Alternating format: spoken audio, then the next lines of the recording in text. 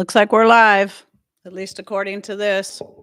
Hopefully, we'll stay live long enough for me to get through all my stuff. So, it already just seems weird. So, I'm hoping everything's okay. Please let me know if I'm coming in okay, if you can hear me, and if you can see me. I want to make sure everything is cool. I am currently running everything off the solar power. We thankfully had a couple of nice enough days to rebuild our solar bank after all that snow sitting on the solar panels because it's very stormy today and I would hate for the power to go out right in the middle of my show and then everything get cut off.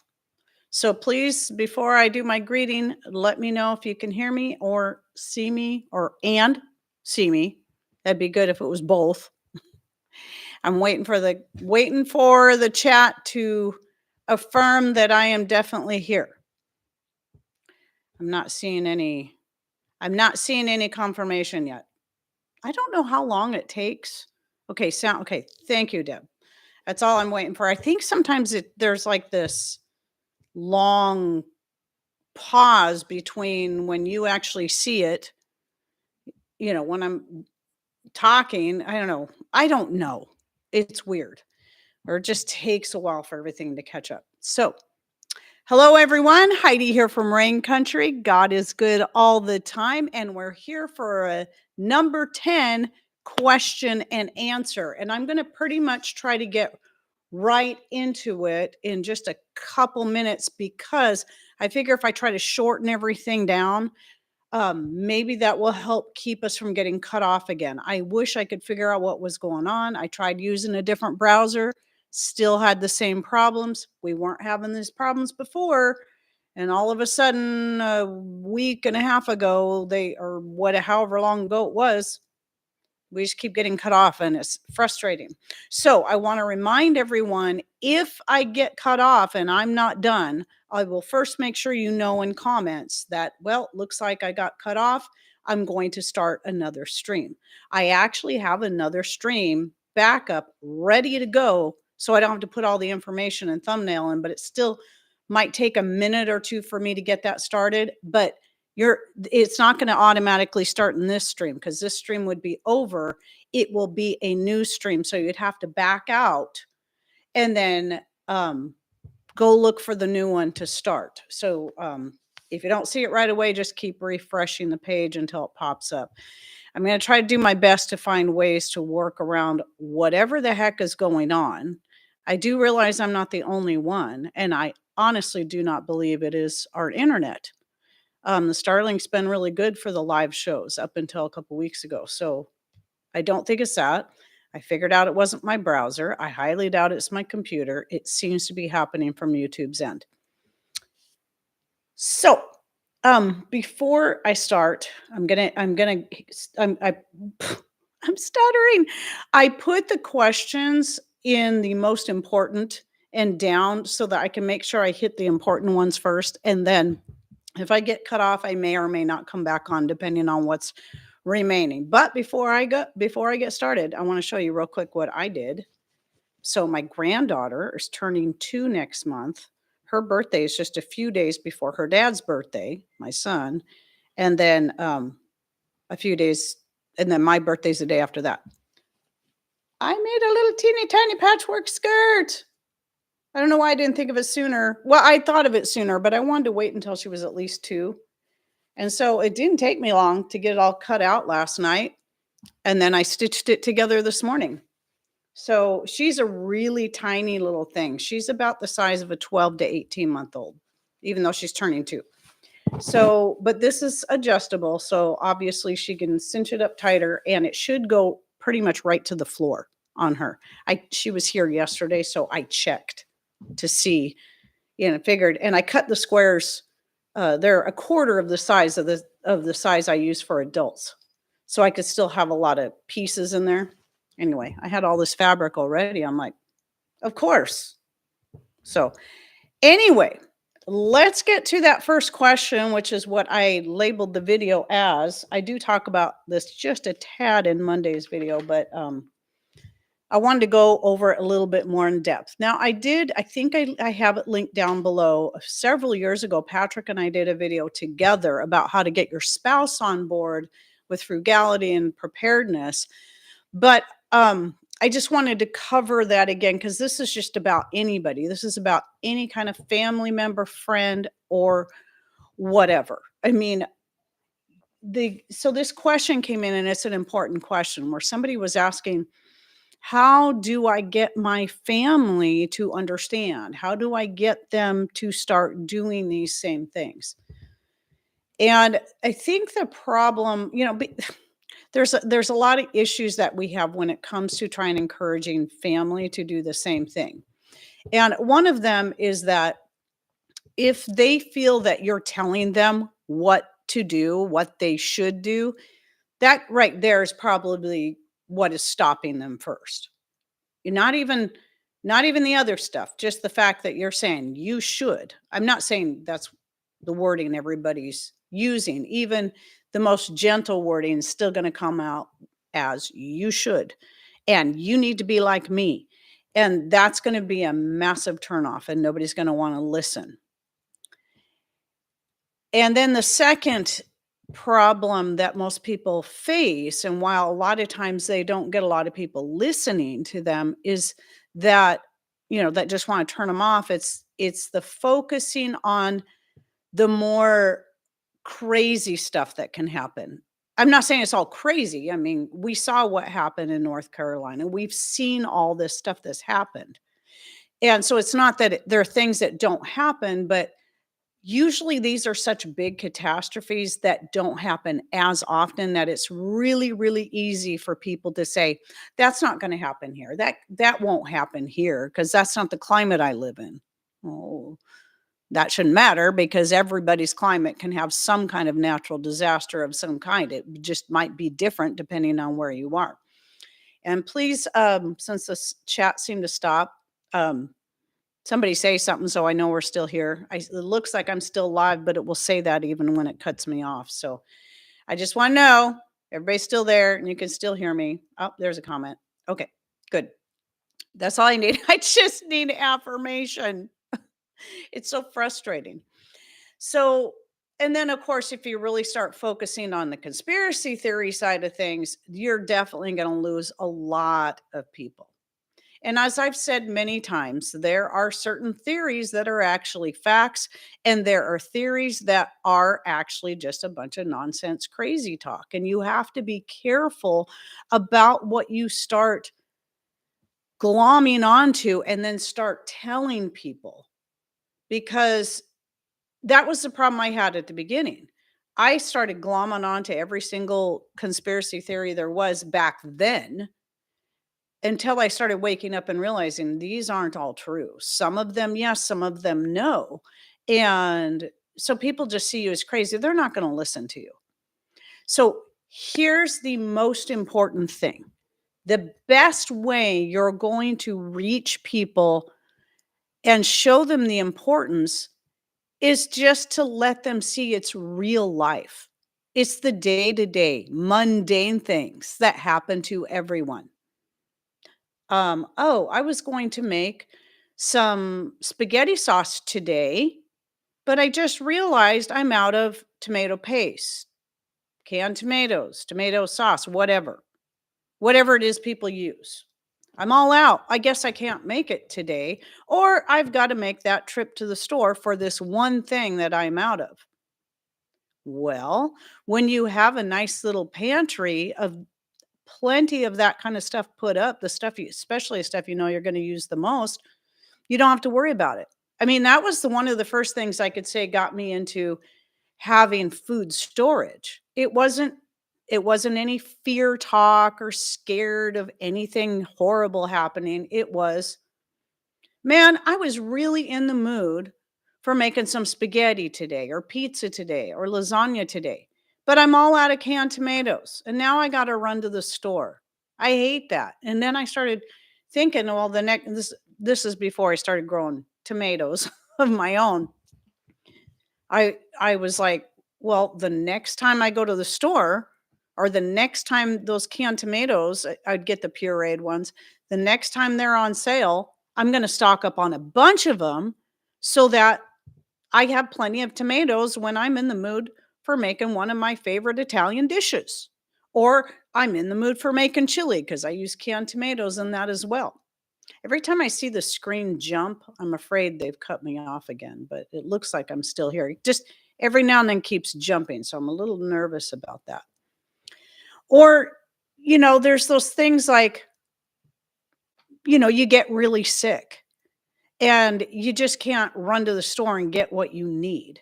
Well, you've got either your homemade medicinals from your own medicinal herb garden, or you've stocked up on maybe some over the counter stuff you need to get you through this illness, or you've got all the food in your pantry you need to just go ahead and make dinner and not have to go out into public and worry about getting other people sick and worry about you're just not feeling good enough to do it anyway. I mean, there's so many day-to-day scenarios that happen all the time. And that these are the stories that people sorry, I'm getting distracted by the chat a little bit here, that people need to hear. And it can be as simple as you don't want to just go, okay, sit down. I want to tell you some stuff. You're just talking, you're hanging out with your friends, you're hanging out with your family. And when it feels right to kind of work it into the conversation, because you know how conversations go, you hop from one subject to another, and I'm really bad at doing that, even right in the middle of what I'm saying, like I'm doing right now. You just kind of naturally let it flow into, oh man, you know what happened to me the other day? I had this or that happen, and I was out or not out because you shouldn't be out of anything. But, I had company that dropped by, or I had this going on, and I was so glad that I had extra of this, that, or the other thing, so I didn't have to run to the store, or maybe the store was out, but that's okay because I had plenty stocked up.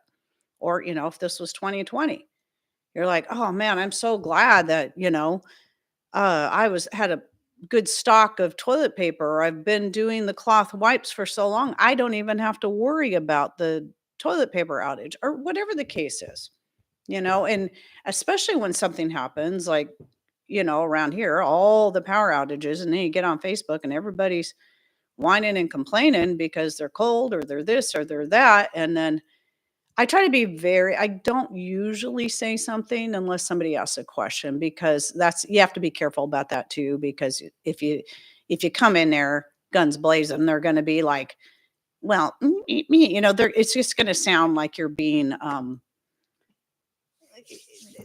better, holier than thou with your preparedness.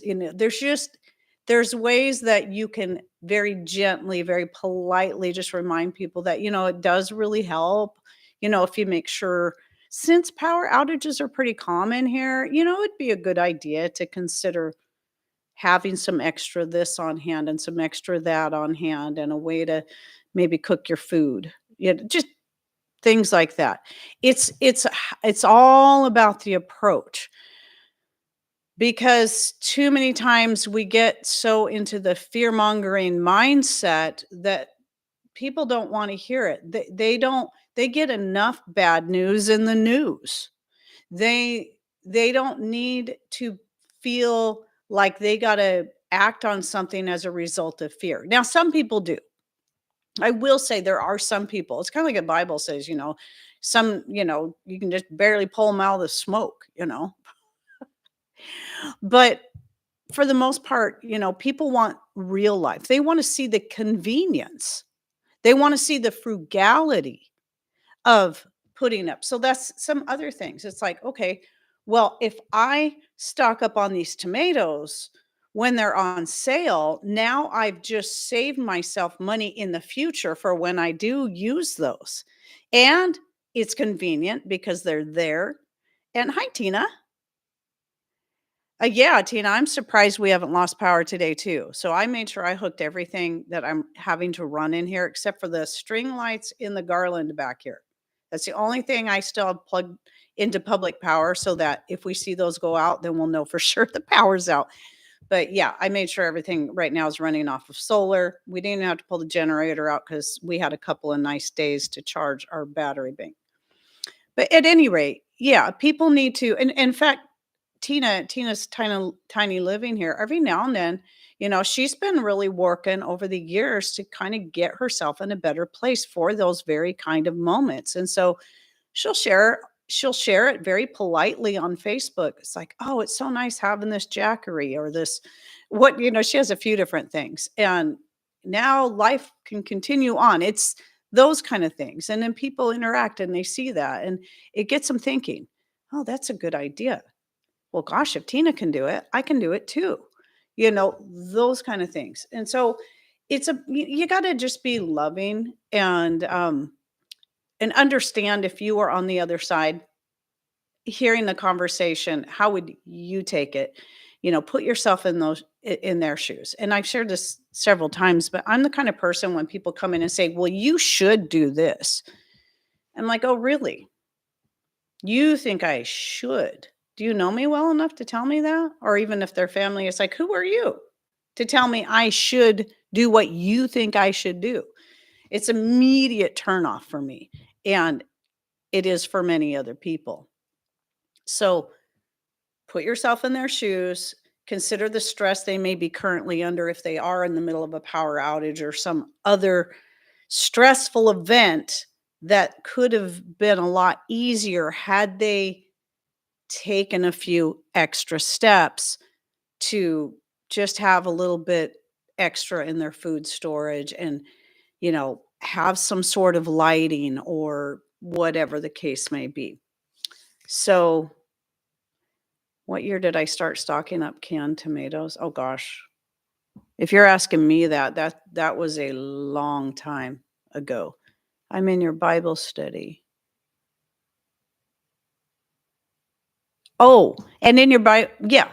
Yeah, where are we, Rebecca? I'm trying to remember. We're in Second Corinthians right now. The New Testament flies by fast. And then when we get to the end of Revelation, we'll go back to Genesis and it will be our third time starting over. And it shouldn't take us long to get there. So it's great. Anyway, by the way, I am set up that if these lights go out, and like I said, that will be that'll let me know, okay, the power is out because that's the only thing running on public power. If I really wanted to, I could run over there and plug them into solar too. I've got that set up, but I probably won't bother. All right, so that's mostly what I wanted to say on that particular question.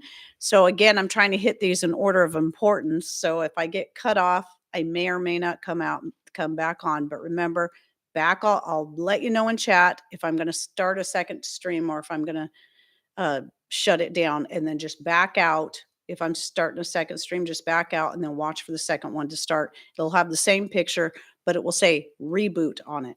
So I've got it ready to go just in case. And then if I don't need to use it, I'll delete it. So anyway, yeah, keep asking questions and saying stuff because even if I can't get to them today, they will be things that I can approach in another video later on. So I will come back and skim through the chat and I'll only be looking for things that are in all caps because I'll know those are the things that are directed at me. So number 2 was fresh milled flowers. Somebody sent me an email and they were talking about how they had switched to milling their own flowers and they found they were having a lot of problems with the rise of their breads when they did that and over buying, like, I'm assuming they meant store-bought whole grain flours, if I remember correctly. So they were buying the flours, but they were already milled up. Well, there's a few things. Some of it can be the type of grain. Different type of grains have different weights to them. So you have like your softer grains that they're actually go through the mill a lot easier, but for some reason take longer. Softer grains can be good for more delicate things like pie crusts and biscuits, where for your yeast breads, you're better off going with your harder grains. I personally like using a blend of a soft and a hard that not only makes the harder grains, even though they're harder to mill, it takes more effort, especially if you're doing it by hand. But when they're mixed with the soft grains, it just makes this perfect blend where they go through the grain mill. They're easy enough to turn, but they go through quickly. I know that doesn't make sense. I thought it was weird too, but that was something I learned from experience. But that blend also works good for pretty much everything. However, here's the other thing. I very rarely ever use only my fresh milled grains because, especially if I'm making a yeast bread or biscuits, if it's pie crust, that's fine. Something that doesn't need to rise, that's fine. Or even pancakes, that's fine. Because, they're not very fat anyway. You're not trying to get this big, huge, fluffy bread. But when it comes to something like your yeast spreads, your sourdough, that kind of stuff, I use a blend, a 50-50 blend of my whole milled flour of the barley and the hard white wheat and the unbleached white flour. So I only get the organic unbleached white flour from you can get Costco carries some for a pretty good price, and I get it from Azure Standard. So I use a 50-50 blend so I can get the best rise, but still get a lot of the good benefits of the whole grains in there as well. Would it be healthier to have the whole grains in there? Yes, it would be. But if you're wanting a really good fluffy bread, it is best to kind of do a combination to get a really nice rise. Now, but yes, the other thing too can be the type of grains you're using. And then the other thing that she was asking about was um, the she was using the red wheat. I don't use red wheat. I don't like red wheat. It's got that some people do. Now, I've never liked red wheat. I finally realized when I was older why I didn't like wheat. It was the red wheat. But the white wheat, it's another wheat or barley. They're a nice light. Is that light flashing? I keep seeing something flashing.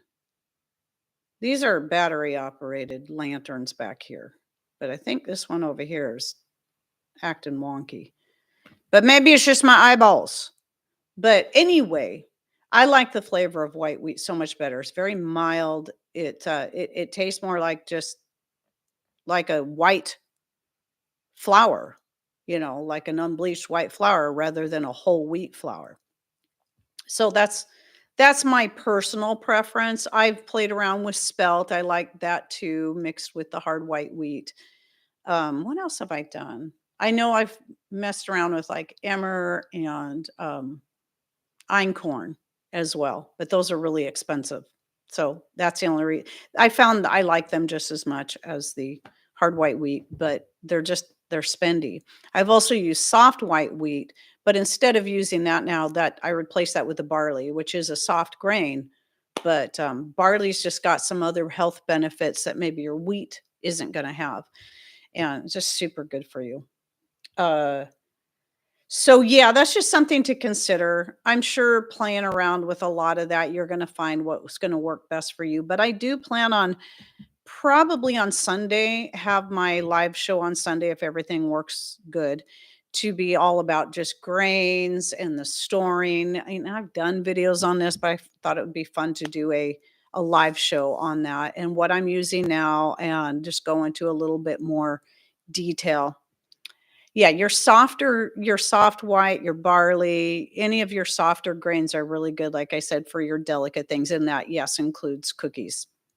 So, yeah, so just a little info on that. So oh, soft white is low gluten. Yeah, that would make sense. That's why the harder grains work better for, your breads, your yeast breads, because they have more gluten and they're gonna hold better and get a good rise. Okay, so that was number 2. Let me hit number 3. I'm hoping I can get through at least 5 of these before YouTube cuts me off again. So, um, where am I? 3. Okay, how do I powder pumpkin? So I do have a video. I don't know if yeah, I included it in the description box down below on making it's squash powder. So it doesn't have to just be pumpkin but that's typically what I'm doing, but I've made it with spaghetti squash and I think another kind of squash. Usually it's spaghetti and pumpkin that I'm growing. I really want to do butternut again this year. It's just the last several times I've tried to go grow butternut, I haven't had really great results. The first year I did, but at any rate, any pumpkin, any squash, that is, you can you cook it, you dehydrate it, and then, you powder it or whatever, and then use it however you want. I This last year was the first year I actually made a pie from my pumpkin powder. It was so good.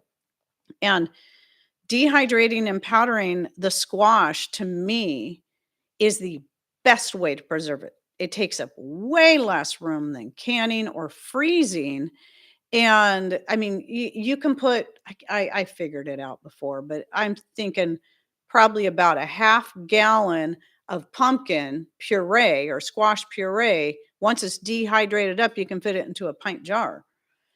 That's a guess. I don't remember exactly. I know I say in that video, I give the ratios in that video that I have linked down there. But she was asking about the person that was asking this question was what part? Well, the flesh, the part that you typically eat. Now, some people, if you've got a thin enough skin on it, you could powder that up too if you wanted to. I don't. Usually the skin's kind of at that pretty hard point by the time the pumpkin or all that the type of squash that I grow by the time it's ripe enough that I just don't bother with that. So that's why I bake it first until it's soft, and then I scrape it out of the skin and then spread it on my dehydrator trays and then dry it up. But some people do powder up the skin and use that as well. So I think that'll really depend on the type of squash you're talking about. So I just don't have a desire to do that with that because it's just so tough, and I don't really want that very fibrous stuff in there. Okay, so that was number 3. Number 4, it was another similar type question. Do I powder the whole citrus peel? I do. So, but here's the thing. Now, some people, if you're talking about an orange, well, the pith is going to be the most bitter part. And so if you're talking about a regular standard orange and it's got a thick pith on it, you may not want to do that. You might want to save those peels for making vinegars and whatnot. Just keep in mind that the more pith that's in your citrus peel, when you go to make a vinegar, that's more that's going to disintegrate and make a kind of thick and very cloudy vinegar, but you can still strain that out through a fine cloth. But because our favorite types of oranges or citrus fruit are like clementines, mandarins, anything that has the very thin skin on them anyway, I don't bother trying to remove the pith. It's about pointless because it's so thin. So I just dehydrate up the whole peel and powder the whole peel up. And I think I linked to that video as well where I talked about the benefits and uses for citrus peels. And I use citrus peels a lot for a lot of things. And it's just, it's a great way to just make the most out of your fruits is using those peels that you might not just normally chomp on and using them in other ways. And it can be a great way too to add more nutrition to different things. I use the peels that I leave in chunks, I'll use in teas and tinctures like the elderberry tincture, a video that just came out yesterday. I think I threw some of those citrus peels in there. And the citrus peels are going to be high in quercetin. So even if you're cooking whatever it is and you lose a lot of your vitamin C out of it as a result, you're actually going to be bringing out more of that quercetin. So you're getting that good nutrient when you're doing that. So it doesn't matter which way you go. If you eat your citrus peel raw or just dehydrated, you're going to get the vitamin C. But if you cook it and simmer it for a long time, then you're gonna get the quercetin. You'll still have a little bit of vitamin C, but you're gonna get more of that quercetin. Okay, so it just brings that out. Just like cooking tomatoes, you might lose some of that vitamin C, but you're gonna bring out that lycopene. So when people talk about like cooking food as just ruining everything, that's not necessarily true. Well, it's not true, period. You're not ruining everything by cooking it. You can be losing some, of certain nutrients, but typically you're going to be bringing out more of others. And that's what makes it so great. So eat some things raw, some things, and some things cooked. And, it's all good. And you're still always going to be getting your minerals. You don't cook out minerals. It doesn't happen that way. It's just, what did I say? If See if I remember.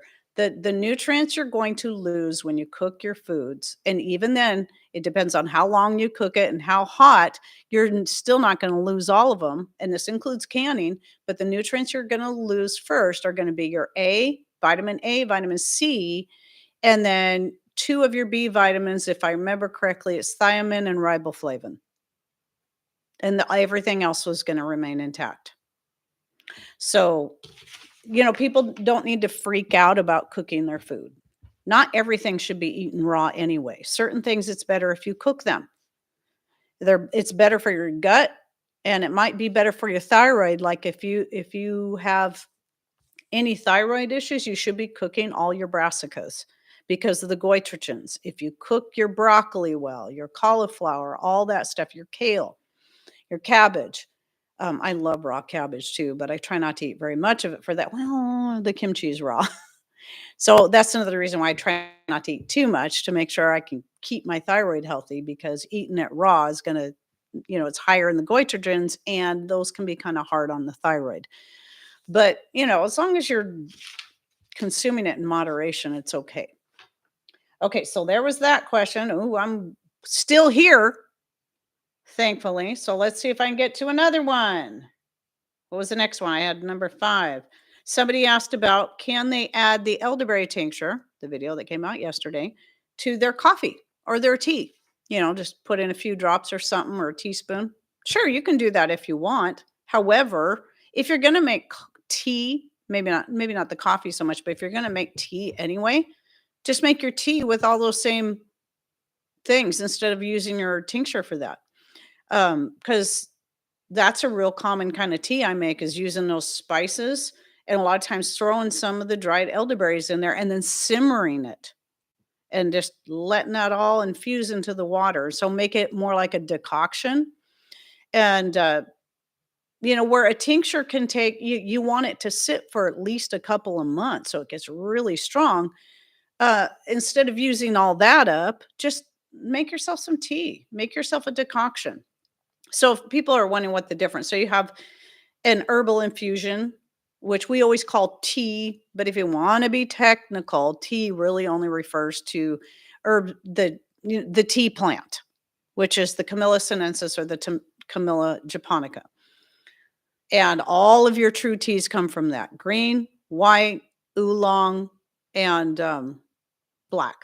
All come from the same plant. But we call herbal teas teas. It's easy. So, and people know what we're talking about. But, anyway, the difference between just making an herbal tea, that's usually you're using more delicate herbs. That's where you're going to be more likely to just pour the hot water over the herbs and then let it steep for a bit. Where a decoction is something you're going to simmer for a while, and maybe even simmer it down to about 2/3, 50% of the volume that was once there. And that's what when you're doing that, you're using that method with anything like your elderberries, your woody things like your cloves, your star anise, your cinnamon, your citrus peels, especially if you're trying to get that quercetin out. So, astragalus root, any kind of root, turkey tail mushrooms, that kind of stuff. So that's the difference. I was wondering if you have to fill alcohol to the top of the mason jar, since I'm worried about mold. No, no. I mean, yeah, it's best if all that stuff gets covered, but it's not a big deal because it's all going to soak up that alcohol anyway. It's not going to mold. Trust me. It is not going to mold. You don't have to have it so it's touching the top. Nope, you don't. Not necessary. The alcohol is going to prevent anything from growing in there, especially if you're using a spirit. But I've never had that issue even when using my blend of homemade wine and raw honey, or just homemade wine, or even just vinegar. I've never had that happen because all of those things kill mold and prevent it from growing. Now, if your vinegar is getting mold on top, it's because while you're making it's because you got stuff floating on the top that's developing mold while in the process. But once it's done and everything's strained out, you wouldn't get mold unless the vinegar reverses itself. And there's no vinegar left because you didn't keep it in a airtight jar or bottle. It has to be stored, homemade vinegar has to be stored in an airtight bottle or jar. Unless you distill it. Once you distill it, it's not a problem. But then if you distill it, you're going to lose a lot of those great benefits of the gut health, what it does to your gut because it's no longer raw. Still be used for other things, you know, but yeah, once it's distilled, that's why white vinegar can be stored in just plastic jugs with just a little plastic lid, and it's not even that airtight. It doesn't matter because it's distilled. But then you're not going to get the health benefits out of something like that. I use white vinegar. We do keep it on hand. I only use it for helping to clean the toilet, or, if we get a lot of mineral buildup, I just soak it in vinegar, soak the toilet in vinegar, let it, I'll put the jug on top of the toilet seat, put the lid down, put the jug on top. So everybody is reminded, don't use this for like the next 12 hours. And it just breaks up all those mineral deposits and gets rid of them. And then I also use vinegar with baking soda to help unclog pipes, like drains, like your tub, your sinks, whatever. That's the only reason we keep vinegar. Oh, and Patrick uses it or white vinegar, cheap white vinegar. Patrick uses it for removing rust. Is that right? I know he's talked about it in videos before. I think I'm right. I'm not sure. Okay, so I hit those 5, and then here's another good one. This one's still just as important because I get asked this one a lot. Yes, I have a septic tank. Um, excuse me. Can I use the oven for dehydrating? Absolutely. Now, personally, I would not use my oven for dehydrating delicate herbs just because you might not be able to get the oven at a low enough temperature that would prevent it from burning or maybe damaging some of the benefits of your more delicate herbs. But for dehydrating meats, vegetables, fruits, as long as you have it set on the lowest temperature and even crack your door open a little bit so there's airflow, because the airflow is going to be important to release the moisture out. So the first thing I ever dehydrated, ever, was long before I had an electric dehydrator. And that was and it was before we had the kind of wood stove we had now. We just had to insert and you couldn't do anything on that because there's nothing to set anything on. But I used my oven to make deer jerky. Never had made jerky before, but I had my oven. I don't even think I had any like racks to put on there. I just had cookie sheets. And I just, I marinated the meat, and then, I had it all cut up nice and small and then laid it out on cookie sheets. I don't remember how long it took, but I had the oven turned all the way down. It took pretty much all day. And then I just periodically every hour or so go check it, turn stuff over. It's a little more tedious than using a dehydrator, but it works. And you can do the same thing with your fruits and vegetables. Like I said, I personally wouldn't recommend it for more delicate herbs.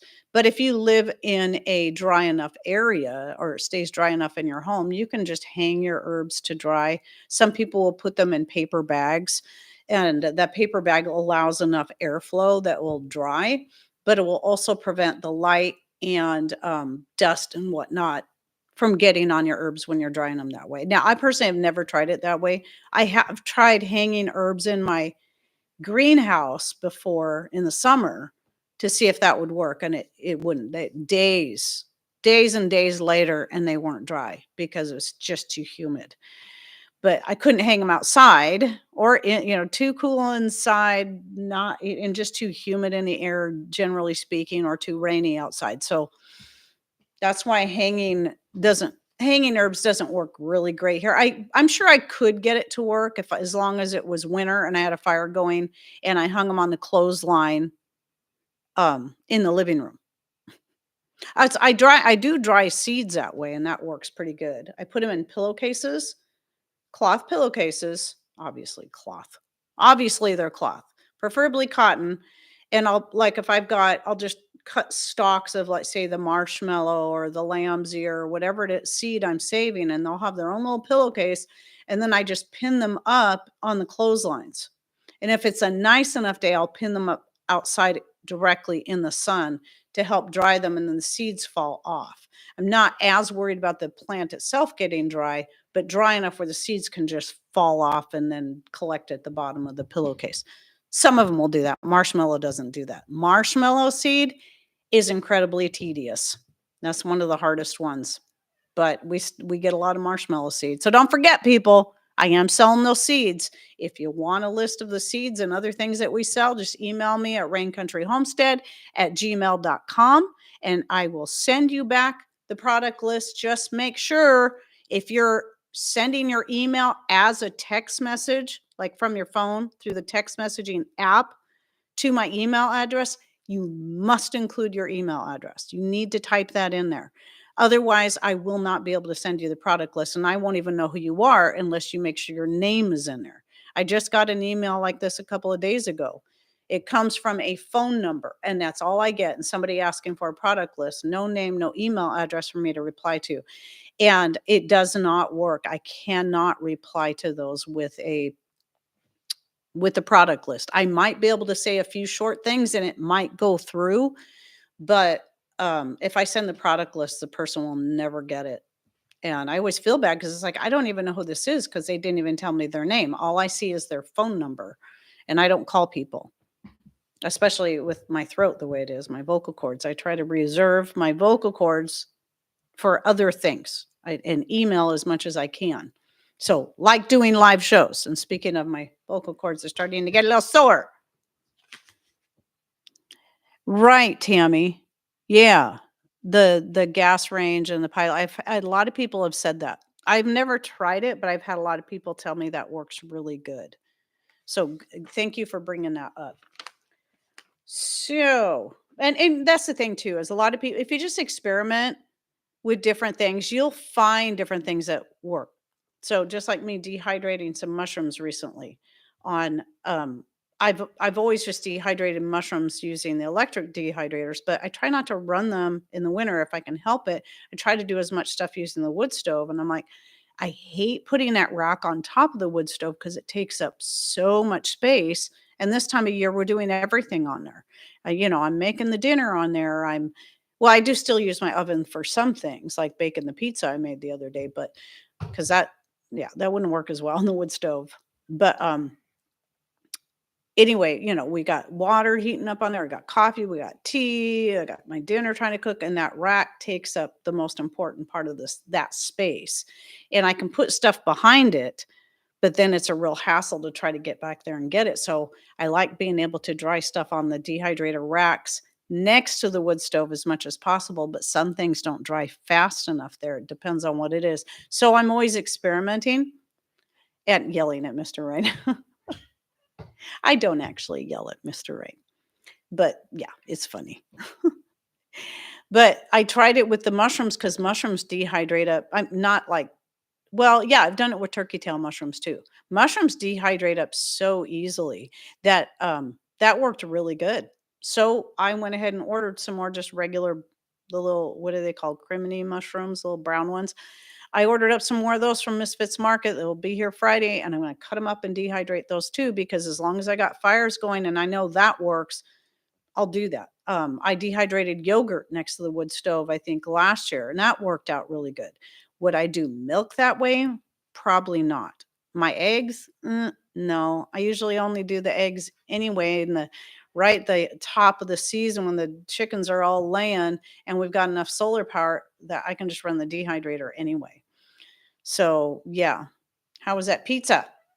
Yeah, it was pretty good. It was pretty good. I used instead of making more of the Italian sausage, and mixing turkey in it, I just had some ground beef and I just added my seasonings to the beef while it was raw, my Italian seasonings, and then I browned it and then just sprinkled it on top. That was a lot easier. And it was good. It was good. I mean, you think they make taco pizza, they just sprinkle browned ground beef on the top anyway. It's basically the same idea. I just added Italian seasonings to it. And then my own homemade sauce, which was made out of pretty much entirely, I think it was all dehydrated goods that went into my sauce. Second time I've made my Italian sauce using entirely dehydrated goods. All tomatoes from my garden that dehydrated and flaked up. It was great. I love being able to do that. And then I had the black olives, and where I got that can of number 10 can of black olives from Azure Standard. Some of them I dehydrated up, but I froze some in little jars. So those would be better for using with tacos and for putting on top of pizza. And so I took a jar of that to sprinkle on top too. And dehydrated mushrooms, instead of adding them to the sauce like I normally would, those same mushrooms I took and rehydrated in hot water and then sprinkled those on top. So it works out great. So when it comes to mushrooms and pumpkin, those are two of the things I will always dehydrate, always, for preservation. Now, the black olives, I wouldn't dehydrate all of them, just some of them. The ones that get dehydrated are the ones that go into soups and sauces that are going to cook or simmer for a period of time, because that's better for that, but not for using in tacos. You can make it work, but it's just not as good, or to put on top of your pizza. But here's an interesting little thing about those black olives. Now, it's not labeled as organic, but I believe they are organic. But just remember, organic labeling is expensive. This is why organic foods, when you purchase something that's labeled certified organic, it's always going to be more expensive because you're paying for that certification. The company is paying for. But there are companies that do, like Shepherd's Crook. I'm always talking about their coffee. I think most of the coffee, if not all the coffee that they sell, is not certified organic, but it is all organically grown. And as such, you're not going to pay as high a good coffee is expensive anyway, and I do pay more for their coffee, but it's worth it, especially because I'm supporting a small US-based business. It is organic, it's yummy, but my point in that is they're not certified organic. And a lot of it's because they come from smaller farms that they're not big enough to even get certified. So, yeah, it's the whole organic thing, and then when you realize there's different levels of organic. So if it just says organic, that means it's probably only 70%. If it's 100% organic, it's supposed to be 100% organic, but there's still these other things that, you might not know about. So, anyway, what I was gonna say about the olives, I didn't finish my point, speaking of rabbit trails earlier. When I opened up the can of black sliced olives, initially I was surprised because it was I've had them for like a year, but I hadn't opened them up, and I'm like, these are and then I realized as I was looking at these sliced olives, like, these olives aren't black, they're brown. Well, I do know that olives, all your green olives, your purple, your brown, your all the different shades, they're all the same olive. They're just, I'm sure there's still different varieties of olives, but it's not that they're necessarily different varieties. It's just that they're picked at different ripenesses. So they get more black the riper they are, but they don't necessarily turn that black color that we're used to seeing. We've been conditioned to seeing when it comes to a black olive. That black color comes from basically a dyeing process. So when you're buying black olives and they're black, they've got extra stuff added to them. I can't remember what it is. When I got to looking at that can, I'm like, see, they didn't add the dyes. So that tells me those black olives are indeed natural. They don't have all that extra garbage added to them. So they're brown. They might not look as pretty to our eyes that have been used to, conditioned to seeing, black sliced olives as, like this color here rather than a dark brown. So just something to think about. But yeah, they're good olives. They taste good. Black crayons. I know when I dehydrated those one black olives, and those weren't organic or anything. There were some like S&W ones I had stored from Costco, and I wanted to work through them because I had them for years. So I just sliced them, and I wanted to try dehydrating. So I sliced a bunch of them up, and when they were all dehydrated, the dehydrated natural olives look more black because they're dehydrated, obviously. But those S&W ones, people are looking at them, and it does look like a bunch of rubber gaskets that I'm holding onto. I have this picture of me holding this handful of dehydrated black olives, and it looks like a bunch of rubber gaskets. It's kind of hilarious. It's like, no, they're olives. All right, I'm still here. So let's see if I can do another question before I get cut off. Okay. Let me see here. I already showed Roland's skirt. Oh, I wanted to say this. Deb shared something under a video the other day or in a live. I don't remember which. I think it was in my last live. She was talking about how, and I saw it when I was going through the chat, that she has dehydrated leftover barbecue sauce and said that she uses it as a salt replacement. Makes a really good salt replacement. I'm just thinking dehydrated. That just sounds good. That sounds like something that would be really, really yummy to sprinkle on your popcorn. Remember the other day I was talking about popcorn? Maybe that's what made you think of it, Deb. I don't know, but that sounds really good. I might have to try that next time I make barbecue sauce, which I have a recipe on my main channel. You can just look it up, barbecue sauce, and I have a recipe on making your own. As long as you have tomatoes and whatever spices, you can throw them in there. And let's see, what else? What else? Somebody asked if I stock matches, etc. Yes, mostly lighters, but we do have matches. And, though it's good to know those really frustrating ways of trying to start a fire, the bow and the stick and all that. I like lighters. So I stock up on lighters. I like lighters. We probably should stock up on more wooden matches, though. We have some, but I don't think we have a ton of them. So we should probably stock up on more of those. It's funny, we have a whole bunch of those waterproof match containers, those little bright orange ones. I don't think we have any of them that have matches in them because we use them for everything else. I added garlic and onion to my chèvre cheese and dehydrate it to a powder on pop. Ooh, I'm not sure what that is. Is that a typo or do I just not know what that is? I don't even know if I'm saying it right. And butane. Yeah, if you have butane lighters and you stock up on butane, and then you can just refill your lighters. You don't have to throw them away. So we have some of those too, like especially those long ones, or those are nice. And anyway, I wanted to throw that out there about the barbecue sauce because that just sounded really, really cool. Is a very easy soft cheese. So is that similar to like the farm cheese I've done a video on where you just it's made specifically from goat cheese? Is that what it is? Well, then that would mean that's what I made in my cheese video that I did several years ago and then remastered recently. And then I had like 4 different flavors I'd made. I think in the video I made 2, but then I did another batch and did 2 more different flavors. Like one was turmeric and I don't remember. I don't remember what I put in that one, but I think one of my favorite was the tomato, rosemary, and garlic. That one was pretty dang good. And then what was the other one I really liked? There was 2 I really, really liked, and that was one of the 2. So, yeah, I didn't know that's what it was called. See? I learned something new. You guys always teach me something new. So I said the email thing. Okay, I think I've talked about all my topics.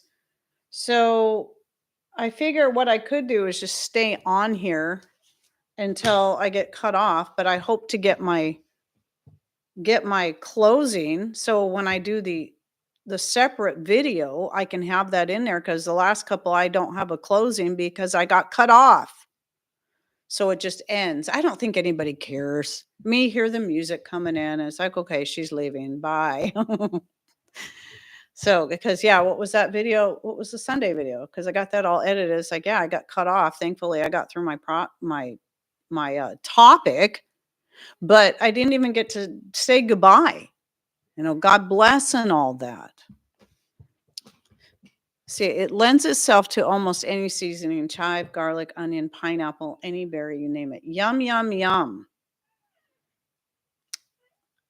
Boy, I'm sorry. I went silent because my mind is thinking of all the wonderful things.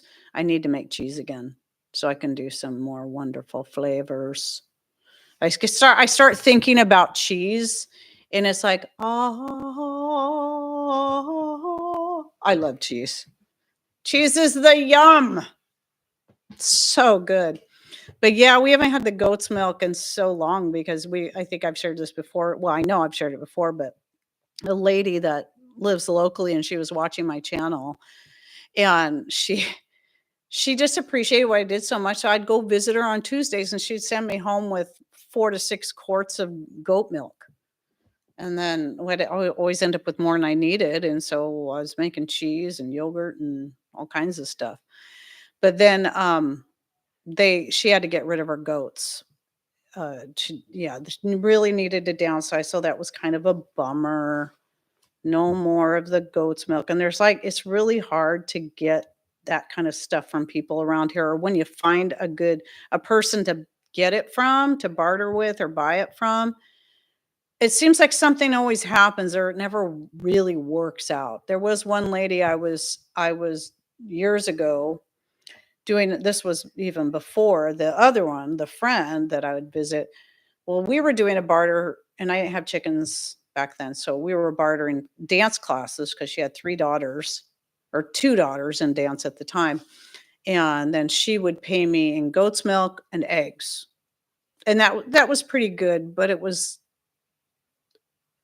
yeah, sometimes you just never knew what was gonna happen. But I get it with the chickens, though. Having chickens of your own, it's like your chickens could be laying great. You can think, "Oh, yeah, I'm getting X amount of eggs every week or every day," and all of a sudden something happens, like it snows, and then even in the greenhouse where they like to hang out, it's still dark because of the heavy snow layer on the greenhouse, and then all the darkness makes them go, "Okay, I'm not gonna lay for a while. I'm not getting enough sun." So, but hey, my youngest chicken, Isabella, just started laying yesterday. So she was from our second hatching that we did. And her mom is Claire, which is one of my oldest and sweetest Buff Orpingtons. And then obviously the dad is the only male that we have, which is Antonio. So she looks pretty Buff Orpington, but then, she's got the coloring, maybe just a hair darker than most Buff Orpingtons, but then her back half of her body is kind of speckly looking.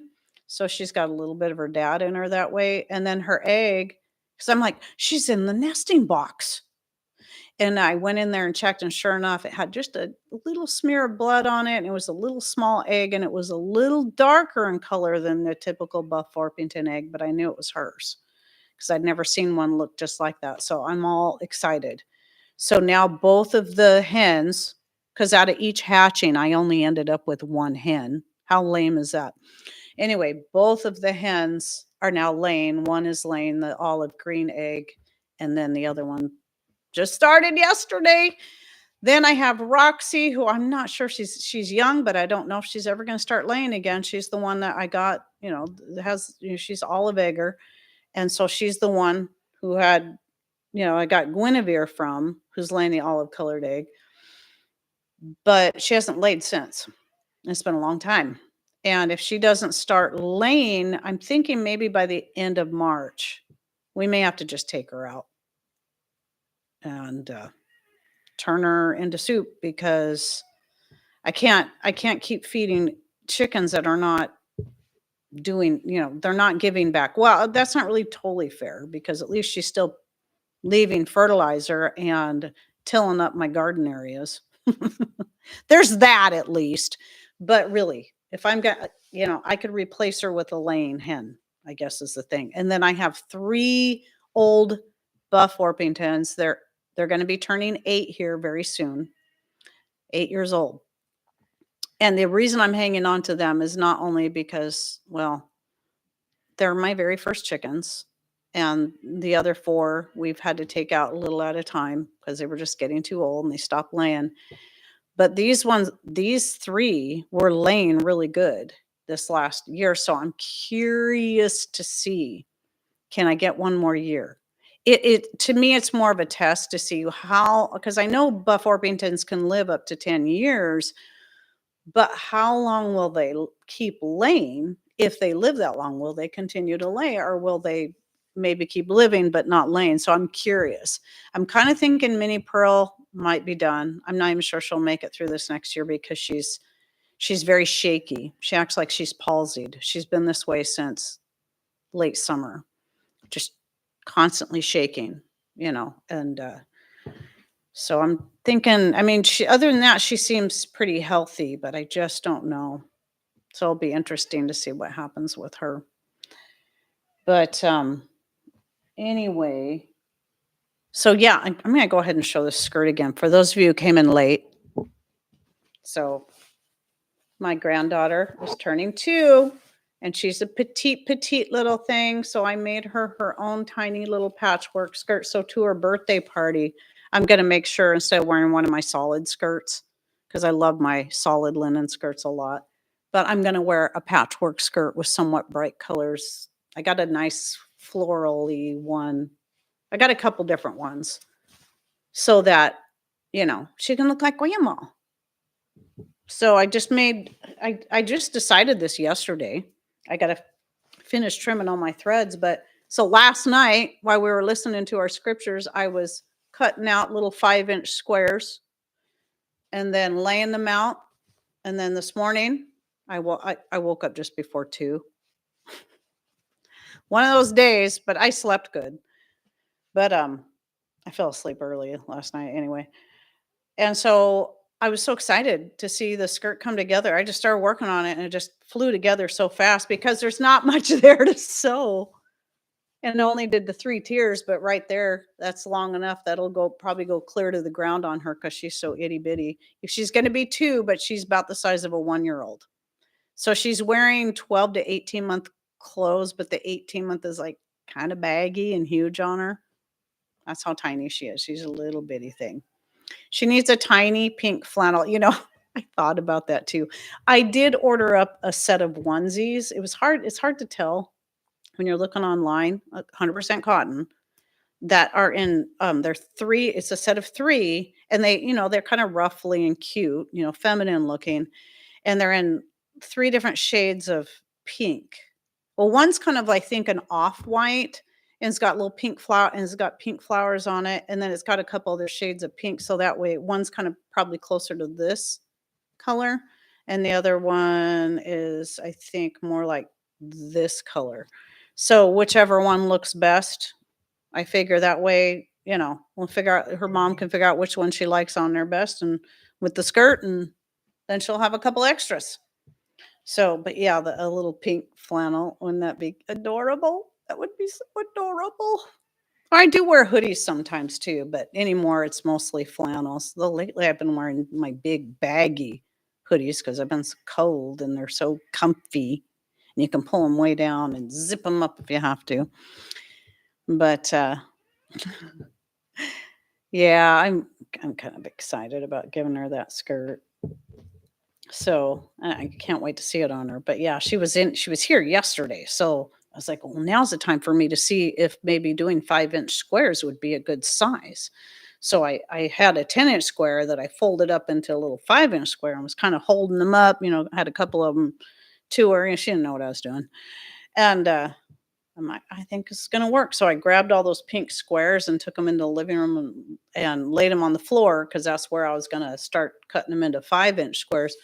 And a little bit later, she went in there and got a handful of the squares and was bringing them in. And I'm like, no, those got to go back in there. She must have liked the color. A little jean jacket. I thought about that too. There's so many cute things in there, but I've already got the skirt. I got the set of shirts, and then I got her I don't know if you know what the Doug and Melissa toys are typically all wood, instead of plastic. And her mom was kind of expressing interest in getting her this cleaning set. So it's got like a little broom and a dustpan and a mop and something else I don't remember. So I got her that. So she can pretend she's cleaning the house right alongside mama. But she's a little ball of fire, that one. So love my grandbabies so much. Really, really love being a grandma. And we're not going to know if number 4 is going to be a boy or a girl until they're born. And I appreciate that. I appreciate that. It's like you want to know. And at the same time, I appreciate that. I always wonder about all them ultrasounds anyway. I don't know. I don't know if that's really all that great for the baby, but my oldest son, they were doing ultrasounds back then, but it's like, no, no, if I don't need to have it, nope, not going to do it. Well, I had to have ultrasounds with my second because there was a few complications and they wanted to make sure he was okay. It was mostly because I swelled up really bad. And so it raised my blood pressure up because I had such a high blood volume. I'm pretty sure that's all it was, but they just wanted to make sure, so they did an ultrasound, and they asked us if we wanted to know. It's like, "Nope, nope, we want the surprise. We'll be fine. We don't have to know ahead of time." I know it makes it easier on all the family, especially if they're making stuff, but yeah, they're kinda a little more old-fashioned in that way. But yeah, I had a massive high blood volume. I look at pictures of myself when I was pregnant with him, and even my nose was swollen. Everything about me was swollen. And if someone even just so much as looked at my nose, I'd get a bloody nose. I was so just that because the blood volume was so high that everything in there was just very, very delicate. I could go like this, you know. Oh, I got an itch. And next thing I know, it'd just be just and I was like, oh my gosh. It could be kind of embarrassing if you're out in public and that happens. And people are like, "You okay?" And I'm like, "Yeah, I'm fine. I'm fine." So the youngest was born last month. Yeah, I remember. That's right. I remember. 3 little great granddaughters. I have to say, I'm kind of mixed feelings whether or not I want another grandson or another granddaughter. Um, I'm not sure. It's really, I mean, I'll be happy either way. I know for my son or for Kayla especially, it'll be a lot easier on her if it's another boy because Jax is already in the bigger bedroom, so they could just stick the boy in there. But Rowan has a smaller bedroom, but if it's a little, and she's painted one wall kind of a mauve color and painted little designs on there. It's really, really cute. But obviously, if it's another girl, then she's going to have them switch bedrooms and repaint everything. So it's going to make it harder. Anyway, yeah. Well, I actually should get going, people. So it looks like I'm going to actually get to say my closing unless they cut me off right before I say it. So anyway, thank you all for coming in. I hope you enjoyed the Q&A today. And remember to come back on Sunday when I do that thing on grains. At least that's my plan for now. I might change it at the last minute. Maybe that'll be the one where Patrick comes in and we do a show together because I have a topic for that too, if we decide to do that. Some of it's going to depend on how busy he is. But anyway, either way, I plan to be here Sunday. So I hope you all have a great rest of your day. And again, thanks for coming in. Take care and God bless. Whoop, where do we go? There we go. Bye, everyone.